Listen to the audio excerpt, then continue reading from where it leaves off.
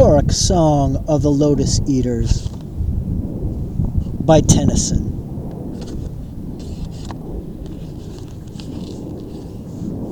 1. There is sweet music here that softer falls than petals from blown roses on the grass. Our night dews on still waters between walls of shadowy granite in the gleaming pass. Music that gentler on the spirit lies than teared eyelids upon teared eyes. Music that brings sweet sleep down from the blissful skies. Here are cool mosses deep, and through the moss the ivies creep, and in the stream the long-leafed flowers weep, and from the craggy ledge the poppy hangs in sleep. 2. Why are we weighed upon with heaviness, and utterly consumed with sharp distress, while all things else have rest from weariness?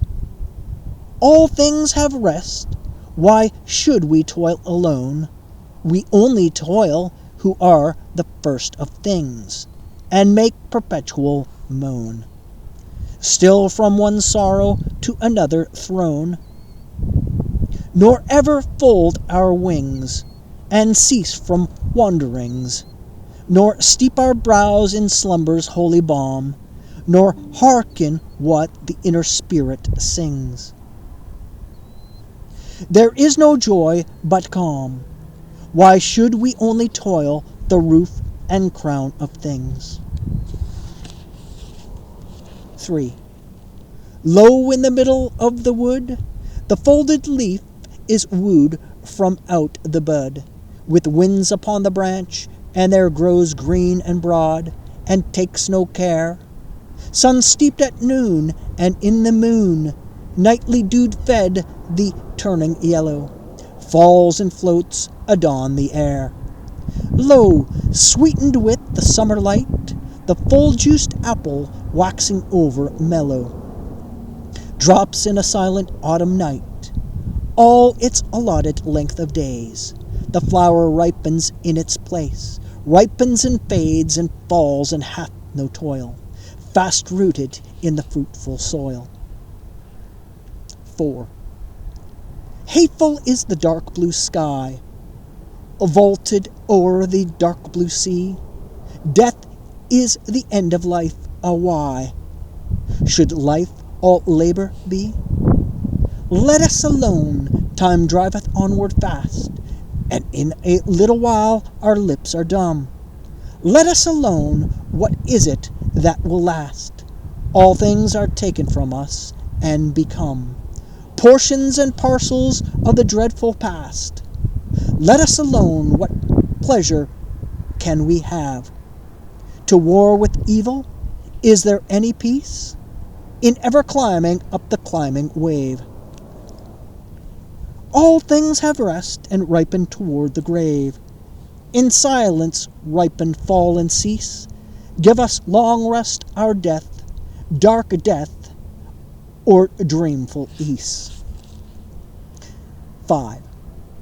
How sweet it were, hearing the downward stream, with half-shut eyes ever to seem, falling asleep in a half-dream, to dream and dream like yonder amber light, which will not leave the mirth bush on the height, to hear each other's whispered speech, eating the lotus day by day, to watch the crisping ripples on the beach, and tender curving lines of creamy spray, to lend our hearts and spirits wholly to the influence of mild-minded melancholy, to muse and brood and live again in memory with those old faces of our infancy, heaped over with a mound of grass, 2 handfuls of white dust shut in our urn of brass.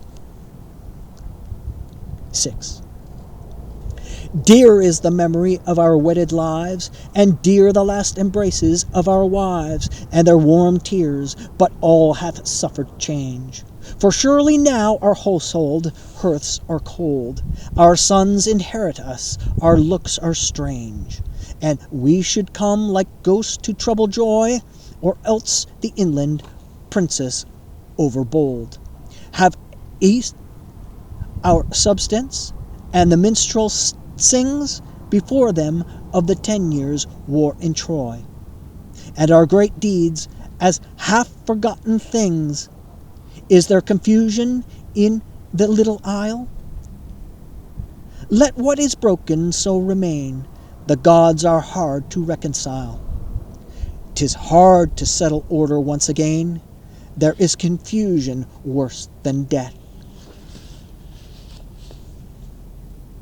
Trouble on trouble, pain on pain, long labor unto aged breath. Sore task to hearts worn out with many wars, and eyes grown dim with gazing on the pilot's stars. 7.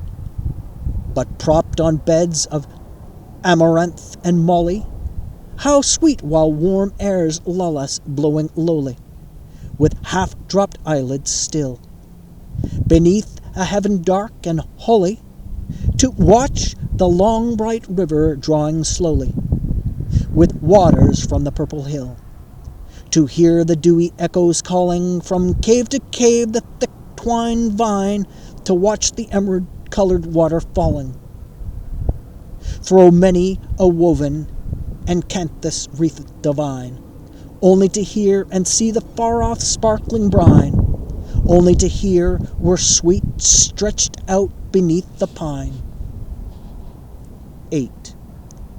The lotus blooms below the barren peak, the lotus blows by every winding creek, all day the wind breathes low with mellower tone, through every hollow, cave, and alley lone, round and round the spicy dawns the yellow lotus dust is blown. We have had enough of action and of motion, we rolled to starboard, rolled to larboard, when the surge was seething free, where the wallowing monster spouted its foam fountains in the sea. Let us swear an oath and keep it with an equal mind, in the hollow lotus land to live and lie recline, on the hills like gods together, careless of mankind.